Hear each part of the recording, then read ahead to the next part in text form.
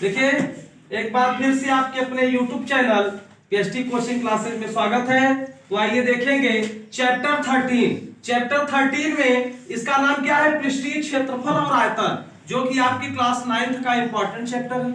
यदि आप ये 17 फार्मूले याद कर लेते हैं तो आपको किसी में भी कोई समस्या नहीं होगी, क्योंकि कब किस क्वेश्चन में कौन सा फार्मूला लग जाए ये आपको आइडिया नहीं रहेगा। तो जैसे क्वेश्चन में क्या दिया है और क्या पूछ रहा है, जब आपको फार्मूला याद रहेगा तभी आप उसको पकड़ पाएंगे कि हमको कौन सा फार्मूला लगाना है और क्या निकालना है।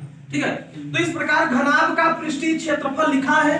तो घनाभ का पृष्ठीय क्षेत्रफल दो ब्रैकेट में LB plus BH plus HL। LBH का मतलब यहाँ पे लेंथ लंबाई है, ब्रेथ चौड़ाई है, हाइट आपकी ऊंचाई। ठीक है, घनाभ का पृष्ठीय क्षेत्रफल बराबर 6 गुणते भुजा का स्क्वायर।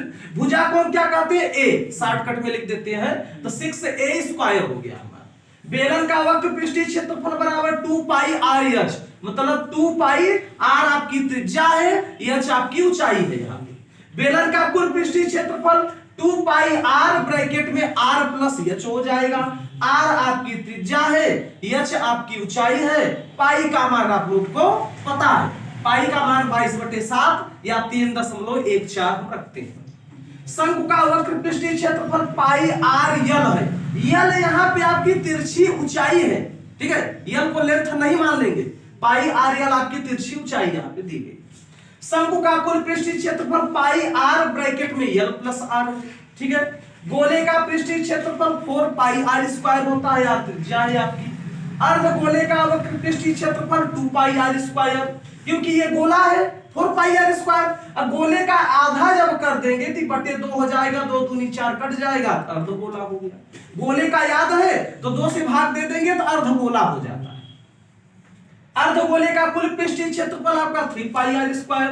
घन का आयतन भुजा का क्यूब, भुजा को हम a मान लेते हैं, इसलिए a क्यूब हमने लिख दिया। घनाभ का आयतन आपका लंबाई गुणी चौड़ाई गुणी ऊंचाई होता है। बेलन का आयतन पाई R स्क्वायर H होता है, जहां R त्रिज्या है, H ऊंचाई है आपकी। शंकु का आयतन 1/3 पाई R स्क्वायर H है, R आपकी त्रिज्या है, H आपकी ऊंचाई है। गोले का आयतन 4/3 पाई R क्यूब है, R आपकी त्रिज्या दी गई है। अर्ध गोले का आयतन 2/3 पाई R क्यूब है। गोले का आयतन था 4/3, अब अर्ध गोला हो गया, 4 का हाफ हो गया 2/3। कर्ण के विकर्ण, घनाभ के विकर्ण की लंबाई आपका ऐसे निकाल लेंगे, रूट में L स्क्वायर धन B स्क्वायर धन H स्क्वायर। घन के विकर्ण की लंबाई निकाल लेंगे, कर्णी में 3 गुणते भुजा, भुजा मतलब A हो जाएगा। ये 15-17 फार्मूले आप याद करके आएंगे तो कल हम अगली